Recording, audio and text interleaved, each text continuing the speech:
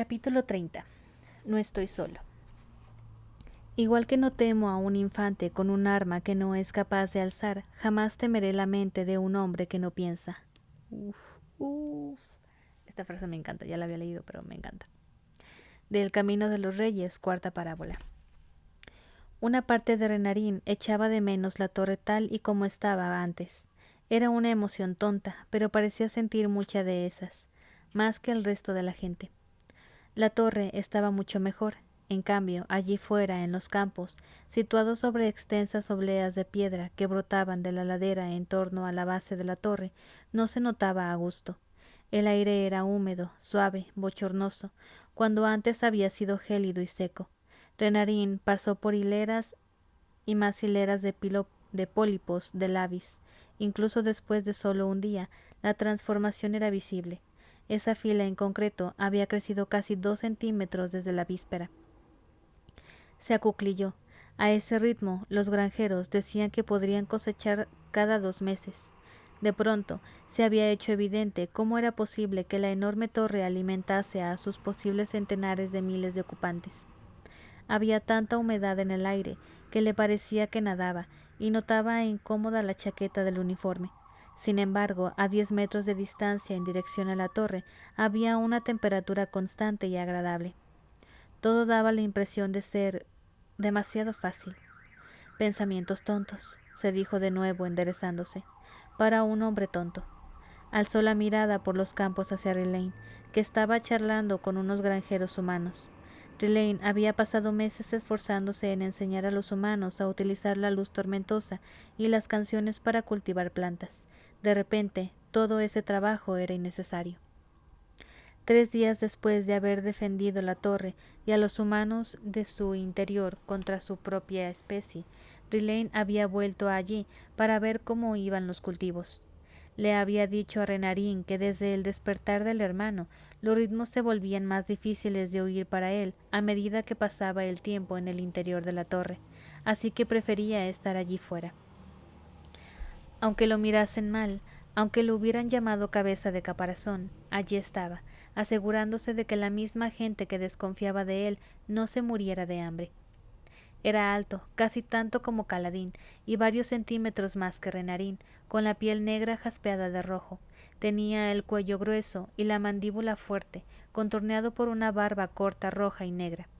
Estaba señalando y recomendándoles a los jardineros que plantasen una línea de corte azúcar entre el labis y los tubérculos, que necesitaban agua por la que crecer hacia abajo. Harían un poco de dique natural por si los estanques se desbordaban, y también tenía algo que ver con la forma en que los gremlinos polinizaban las distintas plantas. Aquellas eran cepas de los oyentes, las que se cultivaban en las llanuras quebradas, y Riley conocía sus intríngulis. ¿Sabe qué es eso? De pronto, Riley se volvió y alzó el brazo hacia el cielo. Renarín siguió el gesto y vio a un corredor del viento acercándose. El arguirucho Dreji aterrizó cerca y le devolvió el saludo a Riley, aunque trotó en dirección a Renarín. Hola, dijo. Han hecho un receso en la reunión. Tu tía me ha pedido que venga a informarte. Gracias, contestó Renarín en voz baja. Por supuesto que Navani le enviaba un informe. Todavía esperaba, como Dalinar, que Renarín cambiara de opinión y aceptara ser el rey de Urídiru en caso de que su padre cayera. O como segunda opción, que se convirtiese en el heredero de Yasnam hasta que Gav alcanzara la mayoría de edad. Aunque Yasnam pretendía que su lugar lo ocupara un cargo electo, opinaba que Aleskar debería tener monarca, aunque no ostentara el poder absoluto. Dreji le hizo un resumen rápido y afable de las reuniones. Renarín descubrió que se distraía, que su mirada no dejaba de irse hacia Riley. Ya bésense. Necesitarás esta información, dijo Gliss en su mente. ¿Prestarás atención? Lo haré, envió Renarín. Aunque no solo los Spren y sus radiantes podían establecer una comunicación mental directa, Gliss y él estaban cada vez más entrelazados. A Renarín no le importaba que Gliss sintiera lo que él. A veces era un reto averiguar a qué se refería la gente al hablar o qué querían de él, y tener otra perspectiva, por ajena que fuese, le resultaba útil. Tras informarle, Dregi se quedó con él, y Renarín empezó a sudar aún más en su chaqueta. Esa era la parte de las conversaciones que siempre le daba problemas. Ya había dicho gracias. ¿Debería probar a charlar las cosas sin importancia? ¿Cómo debía terminar aquello? Las demás personas parecían saber qué hacer, fluían dentro y fuera de las conversaciones como anguilas en una corriente común. Renarín era la piedra en esa corriente.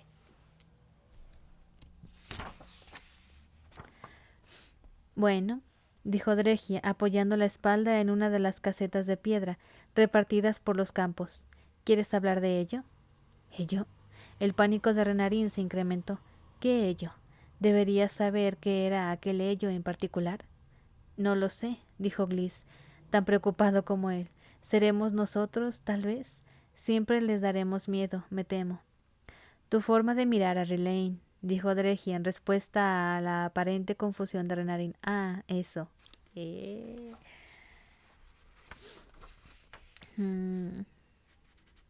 Eso, respondió él relajándose. Era un tema incómodo, pero al menos por fin sabía cuál era. Es muy evidente. Al final aprendes a fijarte en los hombres que miran a otros hombres, dijo Dregi, encogiéndose de hombros. No pretendo entrometerme, no es asunto de nadie, solo quiero que sepas que estoy aquí, si en algún momento te apetece hablar. Es una bobada. Renarín bajó la mirada y se sonrojó. Él ni siquiera es humano. Perdón, me estoy emocionando de más con esto. No, espérame. No, ¿qué necesito? Tomar foto. Eso era lo que necesitaba. A ver.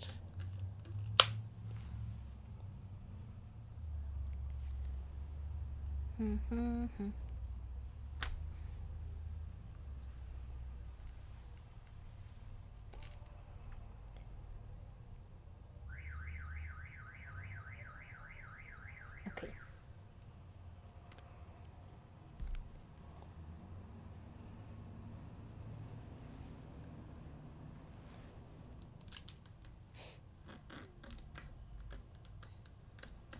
Continúo. Momento gay detected. Y me encanta. Ay, siento como que algo me picó en la espalda. Ouch. O la etiqueta. No, como sea. Continúo. Él ni siquiera es humano, ¿Dónde? Ah. Yo siempre digo que es mejor considerar a todo el mundo como personas. Humanos, oyentes, spren. Todos somos personas, aunque algunas brillen y sean unicornio. Argumento. Intervino Tala, la sprende Dregi, apareciendo entre ellos. Siempre adoptaba la forma aleteante de un pollo azul. No soy un incordio. Es solo que tengo razón con mucha frecuencia. Es un problema grave que asocies una cosa con la otra, Dregi. Argumento. Repuso Dregi. Tener razón puede ser un incordio. Sea frecuente o no, ambas cosas no son mutuamente excluyentes. Renarín se permitió sonreír, reticente. Dregi, igual que los demás miembros del Puente 4, lo trataban como a uno de ellos, fuese un bicho raro o no. Para ellos era, bueno, era una persona. Es que no sé qué hacer, dijo, con Rilane, con nada de esto.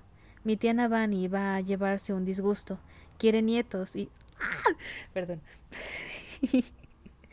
y le gusta que la gente sea normal. Tú eres normal, respondió Draghi, o mejor dicho, nadie es normal. Lo normal no existe. Así que, si intentamos esclavizarnos a ello, disfrazarnos para imitarnos, en realidad solo estamos pasando a ser otra clase de anormalidad y una clase muy desgraciada. Renarín bajó la mirada. ¿Qué es lo que quieres, Renarín? Le preguntó el corredor del viento. No qué quiere tu tía, ni tu padre, ni nadie más. ¿Qué quieres tú? A lo mejor, lo que quiero, dijo él, es que mi tía, mi padre y todos los demás estén contentos. Dregi levantó los hombros. Tormentas. ¿Cómo se interpretaba eso? ¿Podrías pidió Renarín. ¿Podrías decirme a qué te refieres, por favor? Estoy confundido. Perdona, dijo Dreji. A veces se me olvida. Renarín, no voy a decirte lo que debes hacer. No voy a decirte cuándo, o ni siquiera si debes contárselo a alguien. Lleva tu vida como tú quieras. Sé de gente que prefiere fingir que no es distinta. No parece funcionar muy a menudo. Pero están en su derecho. Lo único que te digo es que, si tienes preguntas, quizá yo tenga respuestas. No respuestas definitivas, a lo mejor ni siquiera respuestas correctas. Solo las respuestas de un hombre que ha pasado por lo que tú. Renarín sintió una extraña paz al oírlo, extraña porque su ansiedad no desapareció. Nunca se iba del todo, pero era agradable tener una sensación de paz que lo acompañara de vez en cuando. Así que, ¿se atrevería a preguntarlo? Dijo, ¿y si, ya sabes, y si él prefiere a las mujeres? No, ustedes dos son el uno para el otro. Pues tendrás que superarlo, dijo Dreji. Escucha, voy a serte sincero. A veces pasa. Nadie tiene una intuición infalible para estas cosas, y si lo preguntas, a veces la gente se avergüenza. Pero créeme, a largo plazo es mejor preguntar y luego afrontarlo si te equivocas. No creo que yo pueda hacerlo, admitió Renarín sonrojándose. Dreji inhaló una bocanada larga y profunda, pero no lo contradijo. Parecía decidido a cumplir lo que había dicho y no dar lecciones. Es una bobada, dijo Renarín. Los oyentes ni siquiera cortejan como nosotros.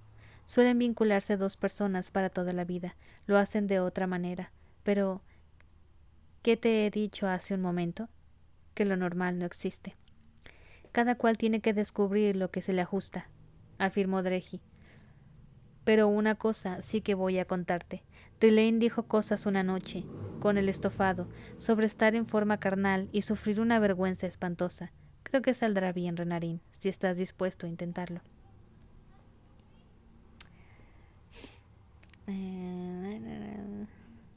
No puedo, dijo Renarín, todavía con la cabeza gacha. De verdad que no puedo. Dreji hizo ademán de darle a Renarín una palmada en el hombro, gesto que habría sido reconfortante para otra persona, pero se detuvo y entonces le hizo un gesto de ánimo. Renarín agradeció que el corredor del viento escuchara. Sabía que a Renarín no le gustaba que lo tocaran. Le habría parecido bien en ese caso, porque sí que apreciaba cierto contacto físico bajo sus condiciones, aunque no que lo sorprendieran, pero lo importante allí era que Dreji lo había escuchado. Renarín de verdad le importaba, se descubrió sonriendo. Sí que puedes hacerlo, dijo Dreji, pero si no quieres, no hay ningún problema. Renarín, sé que te metiste en un campo de batalla en la explanada taileña, decidido a resistir tú solo contra un enemigo abrumador.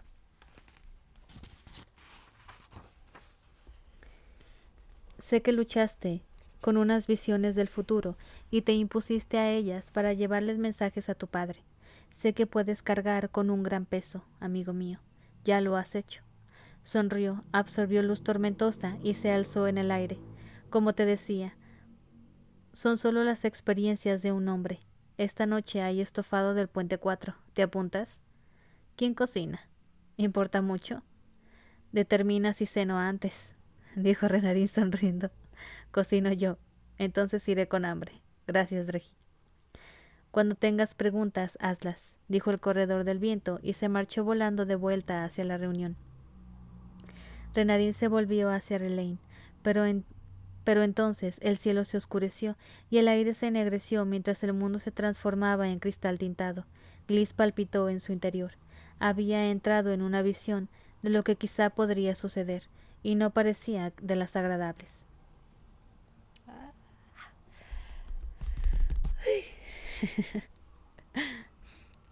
Rilane había encontrado su forma perfecta, o más bien ahora todas las formas podían ser perfectas para él. La forma de trabajo había sido su preferida, por su versatilidad. También era la que más clara le dejaba la mente, la que más lo hacía sentir él mismo, pero no tenía la altura que había llegado a apreciar en la forma guerrera, ni tampoco la fuerza en los brazos ni el caparazón blindado. A Rilane le gustaba su aspecto en forma de guerra, y era lo que más lo hacía sentir él mismo de cara al exterior. Por desgracia, lo volvía un poco demasiado ansioso por luchar y obedecer. Era capaz de contrarrestar ambos impulsos, ya que las formas no lo controlaban a uno, pero sí que te cambiaban de un modo sutil la forma de pensar. Resultaba que ser radiante le permitía ejercer un control incluso más pleno. Levantó un dedo mientras una sombra spren, una bola azul flotante, se posaba en él.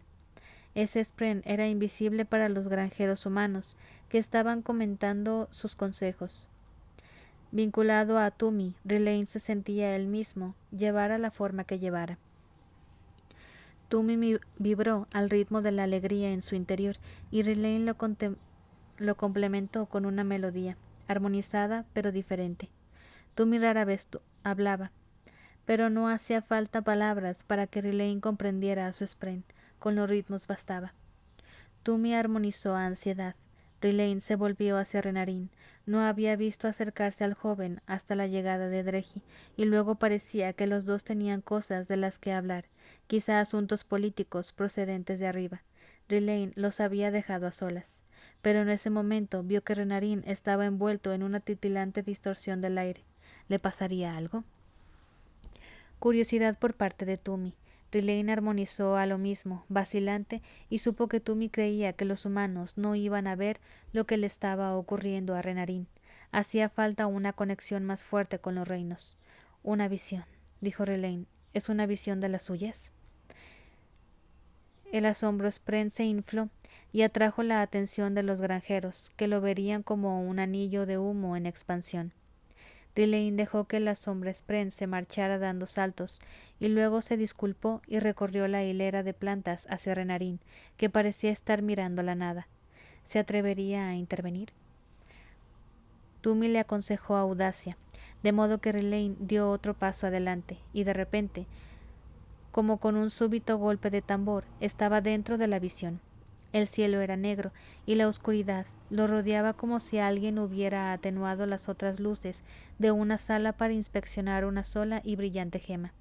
Del suelo se alzaban unas exquisitas ventanas, hechas como de colorido cristal. «Qué bonitas son», comentó Riley, «pero parecen una manifestación muy humana. Me pregunto por qué Tumi y Gliss nos las muestran de este modo. ¿Es cosa de ellos nuestra o una combinación de ambas?» Renarín se volvió hacia él con aspecto sorprendido y luego emocionado. «Riley», exclamó, «¿puedes verlas?» Riley asintió. «Esperaba ser capaz de ver tus visiones, ahora que tengo mi propio spren. Están...» Se interrumpió. Renarín estaba llorando. «¿Renarín?», dijo a desespero. «¿Qué ocurre? ¿Me he entrometido? ¿Debería irme?» Dio media vuelta para hacerlo, pero Renarín le agarró la mano, lo cual era sorprendente, viniendo de él. «He pasado», susurró Renarín, «lo que parece una eternidad yo solo con estas visiones. Desde los tiempos en que me arrastraba por el suelo y garabateaba números hasta el momento en que comprendí que el amor de mi familia podía vencer en un futuro oscuro. Y hasta hace unos días, cuando me enteré de que habías vinculado a un spren, ahora no estoy solo». Renarín tiró de él a lo largo de la hilera de ventanas de cristal tintado, que se alzaban erguidas sin nada que los sostuviera. Riley fue tras él por verdadera curiosidad, pero también por lo mucho que Renarín procuraba siempre que Riley se sintiera incluido. Riley respetaba a los otros miembros del Puente 4, a Caladín en particular, pero había algo especial en Renarín. Cuando Riley estuvo solo, rechazado por los spren, Renarín había sido quien lo consoló. Ese momento había convencido a Riley de que, por difícil que resultase, podía haber un lugar para él entre los humanos. Nunca había encajado en ningún sitio hasta que encontró el Puente 4.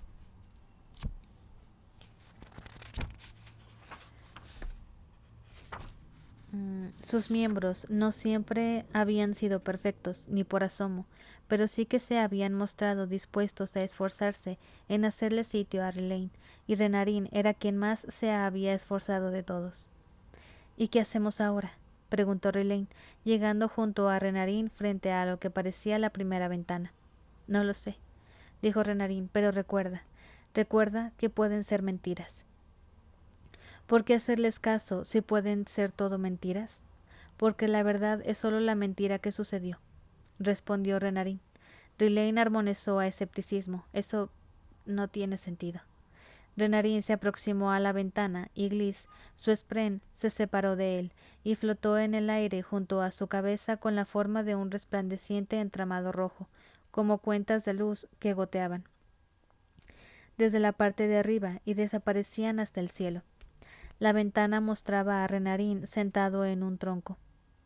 Vestía algún tipo de ropa arcaica, que recordaba un poco al atuendo de esgrima con faldón que llevaba la gente en los campos de entrenamiento alesi.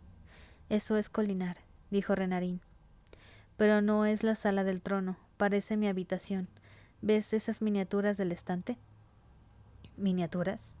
Tallas en madera de criaturas vivas, explicó Renarín. Se pintan para asemejarse a la realidad. Se ruborizó.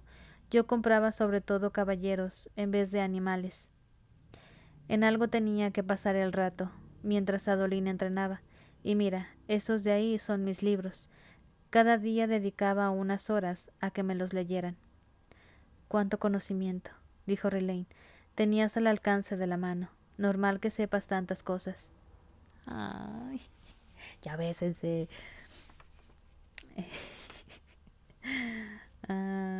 Renarín se ruborizó otra vez. ¿Qué pasa? Preguntó Riley en reconciliación. ¿Había dicho algo malo? No son libros llenos de datos y cosas que aprender, reconoció Renarín. Son historias de aventuras, de las que se escriben para las mujeres jóvenes.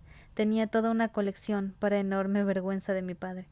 Renarín, dijo Riley, he visto cómo te trata tu padre. No se avergüenza de ti. Antes sí se avergonzaba, pero hacía mal, ¿verdad? Estudiaron la imagen un poco más antes de que Riley por fin situara el detalle que no terminaba de encajarle. Renarín, creo que las prendas que llevas son de cantor. Ay, ay, ay, ay, ay, ay, ay, ay. Señaló hacia los pliegues de tela, fijándose en cómo envolvían el cuerpo, la coloración, los patrones. ¿Estás seguro? Preguntó Renarín. No, dijo Riley, pero vi mucha ropa suya en la torre estas últimas semanas. Tiene el mismo aspecto. Mentiras, murmuró Renarín. Lo único que muestra estas imágenes es uno de los varios resultados probables. Pregunté a Sagaz y dice que así son las cosas, que nadie conoce la verdad del futuro, ni siquiera los dioses. Pero una posibilidad sí que se cumplirá, dijo Riley. A eso te referías antes. Renarín asintió, siempre tan adusto, tan pensativo. Deberíamos mirar las otras ventanas antes de que se esfumen. ¿Sabemos por qué aparecen? Preguntó Riley. ¿Qué es lo que determina cuánto vemos una de estas y qué posibilidad es la que representa? Eso no he podido averiguarlo, no del todo, pero Gliss cree que... Ondulaciones, dijo Gliss. Son ondulaciones en los ritmos de Roshar, las corrientes, y los dioses antiguos observarán. Los dioses antiguos, repitió Riley mientras Tumi, en su gema corazón, cambiaba el ritmo a lo perdido. ¿Los desechos? Más antiguos, respondió Gliss, más antiguos incluso que honor, cultivación y odium. ¿Qué hay más antiguo que ellos? Preguntó Riley, mirando a Renarín. Hasta la antigua magia, como vosotros lo llamáis, es una espren de cultivación. Cuando honor y cultivación vinieron a Roshar, dijo Gliss, en la profundidad de los días más allá del recuerdo, en unos tiempos tan oscuros para la historia como el fondo del océano lo es para la luz, vosotros, Riley, ya estabais aquí, tu pueblo. Riley armonizó al ritmo del viento para algo tan antiguo como aquello, años lejano. Los humanos habían llegado a Roshar hacía mucho tiempo y habían traído a Odium con ellos.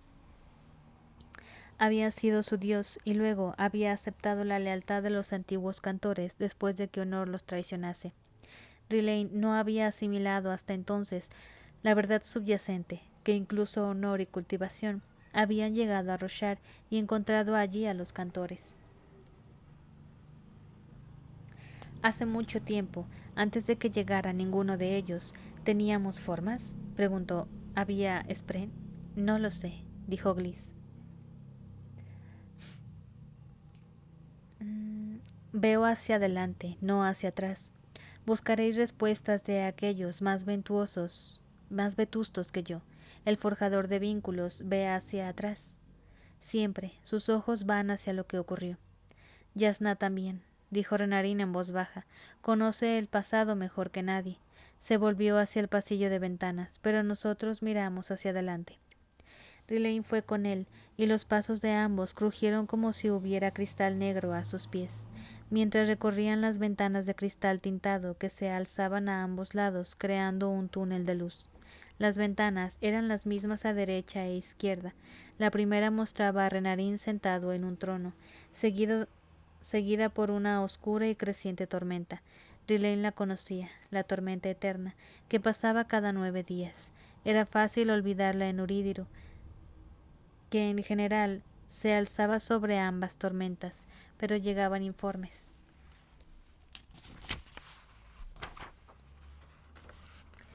Impactos de relámpago, truenos, en general una destrucción menor que la que provocaba la alta tormenta, pero acompañada de una sensación malévola y de algo que vigilaba, que esperaba su momento, que se preparaba.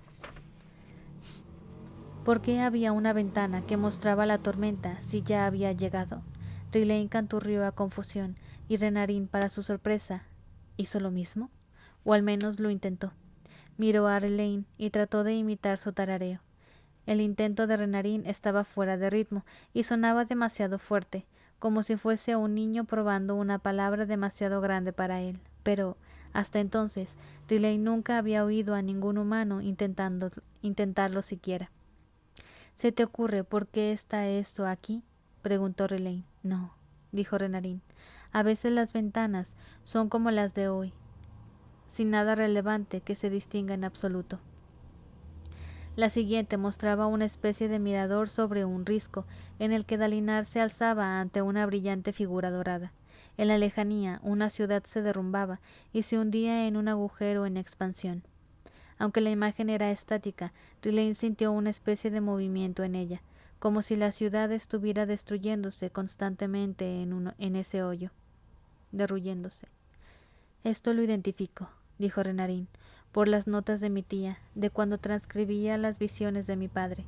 ¿Esta fue su primera visión? ¿O la última? Estaba en un acantilado y veía la destrucción de nuestra tierra natal, lo cual también ha sucedido ya, respondió Riley a consideración. Entonces, ¿estamos seguros de que las ventanas nos enseñan el futuro? Lo harán, aseguró Bliss, lo harán. Quizá, añadió Tumi, mediante una vibración en su interior, solo quizá. La cuarta ventana era un sorprendente y brillante campo verde, con unas figuras lejanas en él. La hierba no huía de ellas, así que quizá llevaran mucho tiempo allí de pie. Contó 12. Miró a Renarín, que alzó el brazo y apoyó una mano al lado de la ventana. Paz, dijo Renarín. Esta me transmite una sensación de paz. ¿Quiénes crees que son? Trató de canturrear a confusión, muy mal, pero Riley más o menos alcanzó a captar el sentido. Humanos, respondió Riley. Son todos humanos, creo. Ese podría ser un comecuernos, y ese otro un macabaki, y ese de ahí. ¿Cómo se llaman esos humanos que tienen la piel azul?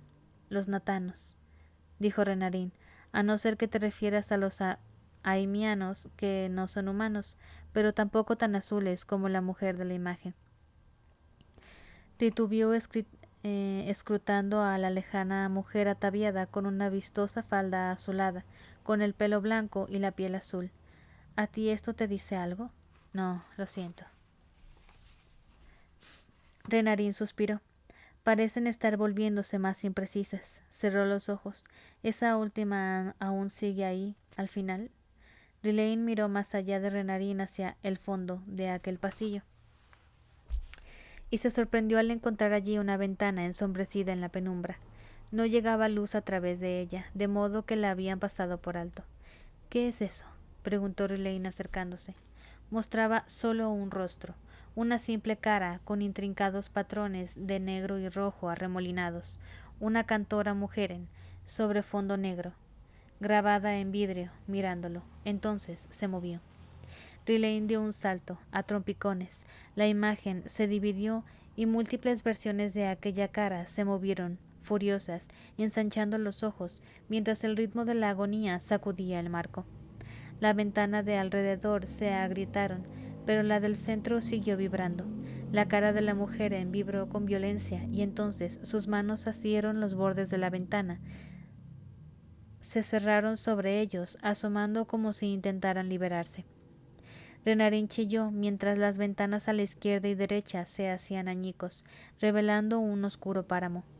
Crecieron nuevas ventanas como enredaderas, cristalizaron y estallaron, dejaron tocones irregulares, pero antes de romperse, Riley alcanzó a distinguir imágenes, ciudades en llamas, cuerpos rotos. Sobre todo ello se alzaba el ritmo de la agonía, y las palabras de la cantora resonaban con el ruido: lo romperé todo. Renarín agarró a Riley y de algún modo lo sacó de la oscuridad. Dio un solo paso y había desaparecido. Estaban de nuevo en los campos, rodeados de aire caliente y granjeros perplejos. Riley cayó a cuatro patas y sus rótulas de caparazón rasparon la piedra, mientras el sudor se le acumulaba bajo el cuello en los bordes del cráneo y le caía a chorro por la cara. Renarín se derrumbó junto a él, tiritando. ¿Esto es lo que suele pasar?, preguntó Riley. Esto ha sido nuevo. ¿Has identificado esa cara? No, pero el ritmo era agonía, dijo Riley. Respiró hondo. Es de los ritmos nuevos, de los que solo están disponibles para quienes son regios o fusionados. Renarín cerró los ojos. Bienvenido a la fiesta, supongo. Pero acabas de decir que esto es nuevo, exclamó Riley a traición, dando a entender que no sucede todas las veces. Ya, pero es que siempre pasa algo nuevo, así que te acostumbras a no acostumbrarte a nada. Nunca jamás. Maravilloso. Riley se dejó caer boca arriba, obligándose a armonizar a paz y contando los movimientos del ritmo para tranquilizarse. Lo siento, dijo Renarín al cabo de un tiempo, incorporándose, por meterte en esto. Quería un spren, respondió Riley. Me lo he buscado yo solito.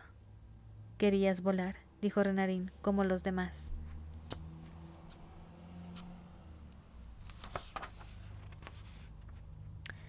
Soy un oyente, Renarín. Nunca hago las cosas igual que todos los demás. Volvió a respirar hondo. Esto parece más útil que volar, suponiendo que logremos encontrarle algún sentido. Renarín asintió y al poco sonrió. Los humanos tendían a ser demasiado expresivos con el rostro, así que tal vez no fuese nada, pero Riley preguntó de todos modos: ¿Pasa algo gracioso? Es solo que sigo contento, dijo Renarín, de no ser el único. Riley canturreó a apreciación antes de recordar que no significaría nada para un humano. Siempre se le olvidaba, aunque ya llevase más de 2 años entre ellos, pero antes de poder explicarse, una sombra cayó sobre él. Echó atrás la cabeza y vio a Shallan, con los brazos en jarras, vestida con un atuendo de cuero que recordaba a una armadura, abrigo blanco y sombrero a juego. ¿Descansando?, dijo la recién llegada.